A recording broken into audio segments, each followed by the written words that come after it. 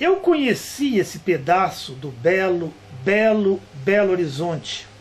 Nele padeci, esperei, amei, tive dores de corno augustas, discuti e neguei. Conhecia todo mundo, cada pedra das calçadas, cada tijolo das sarjetas, seus bueiros, os postes, as árvores. Distinguia seus odores e suas cores de todas as horas. Seu sol, sua chuva, seus calores e seu frio. Ali vivi de meus 17 aos meus 24 anos. 20 anos nos anos 20. 7 anos que valeram pelo que tinha vivido antes e que viveria depois. Hoje, aqueles 7 anos, eles só existem na minha lembrança, mas existem como 7 ferretes e doendo 7 vezes, 7,49 vezes, 7,343 ferros pungindo em brasa.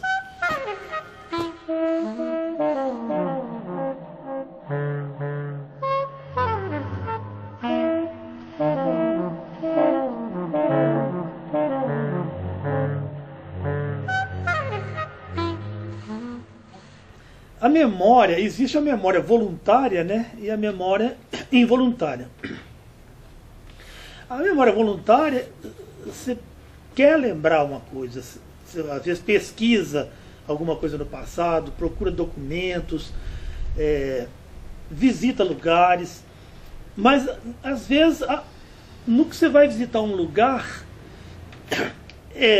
eclode a memória involuntária. A memória involuntária é uma espécie de rede que se lança no vivido. E tudo que cai nela é ser. Vamos dizer assim,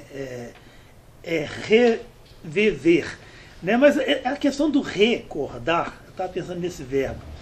Recordar, coração. Dar de novo ao coração. Quer dizer, devolver ao coração. Então, no que se recorda, sempre no que se recorda, há ganhos e perdas. Né? É impossível recuperar o vivido em sua plenitude. Agora, no que se recupera, no que se revive, é fatal que tenha diferença.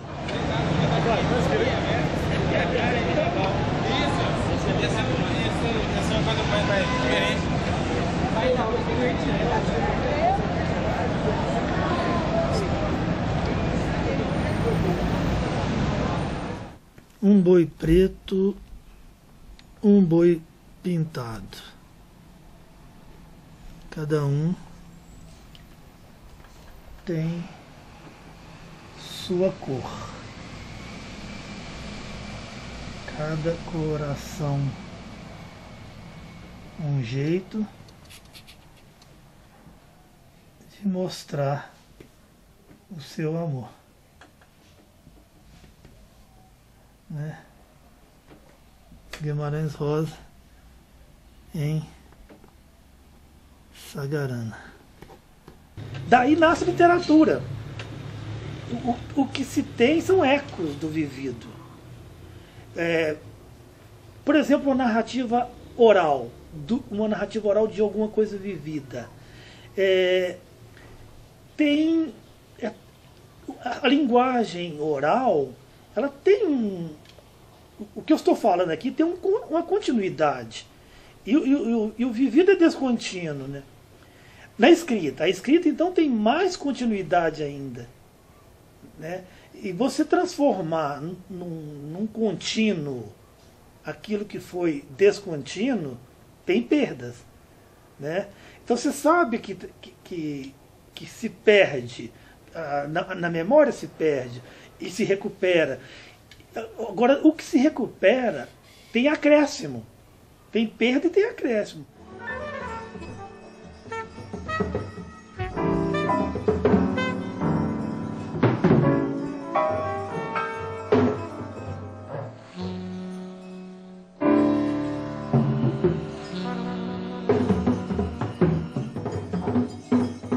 Eu vou ler aqui um poema do último livro que o Drummond escreveu, mas foi publicação póstuma, tanto que se chama Farewell, que é um adeus, né?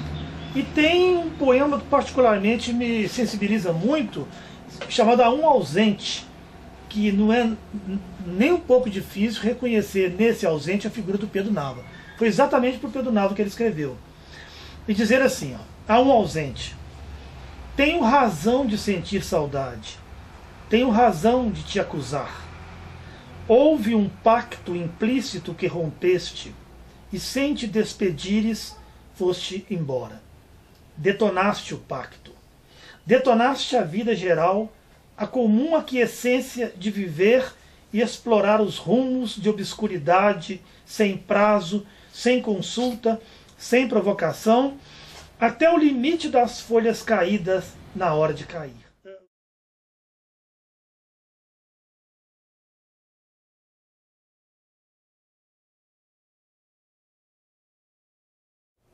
O espaço, portanto, é uma cápsula do tempo. Todos nós temos uma experiência, eu tive há algum tempo a experiência de encontrar colegas de turma, ou de colégio, ou de faculdade, e que me impressiona muito nesses encontros, eu tive um há algum tempo, não importa que turma que foi, o impressionante não é exatamente o que você vê nas suas colegas, nos seus colegas. O terrível é o que você percebe que eles estão vendo em você. Porque o que você está vendo neles, eles também estão vendo em você.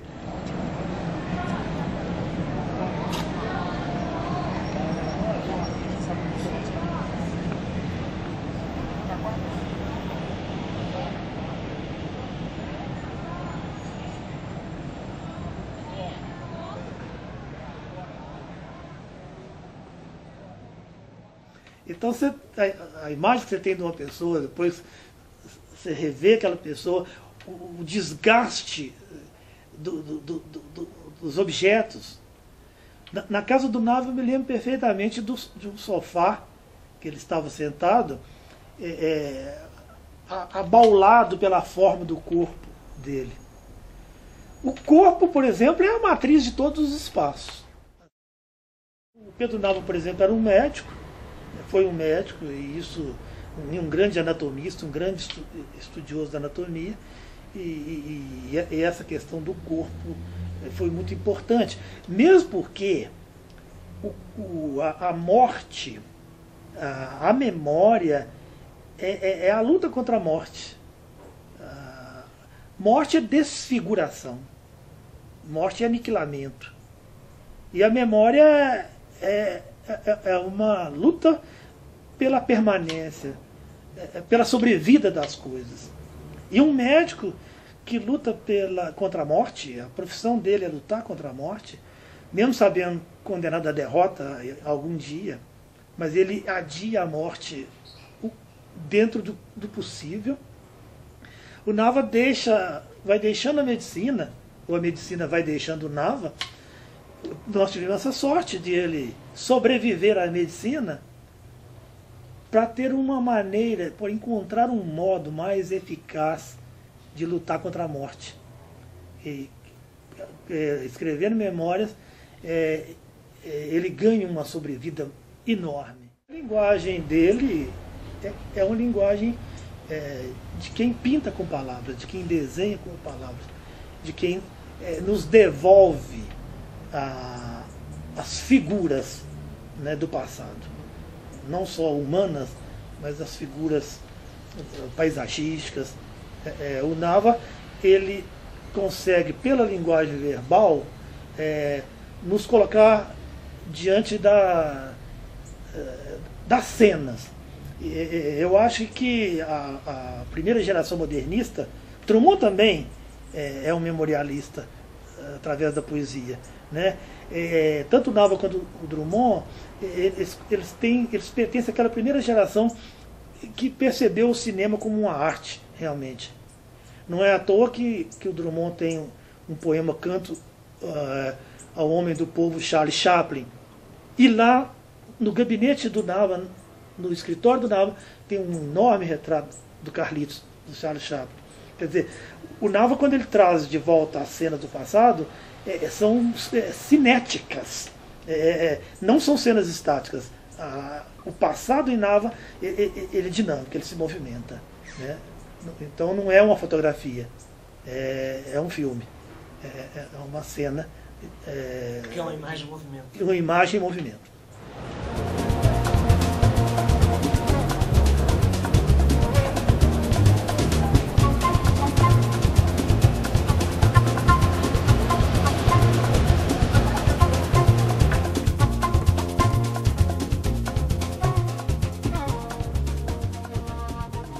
Então, quando eu vim, ainda tinha o ponto de bonde.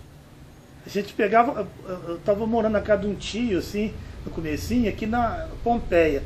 Aí pegava um bonde, tipo ali, Santa Ifigênia, e até descia ali no ponto. Eu não sabia que ali, que tinha, já não tinha mais Bar do Ponto, né?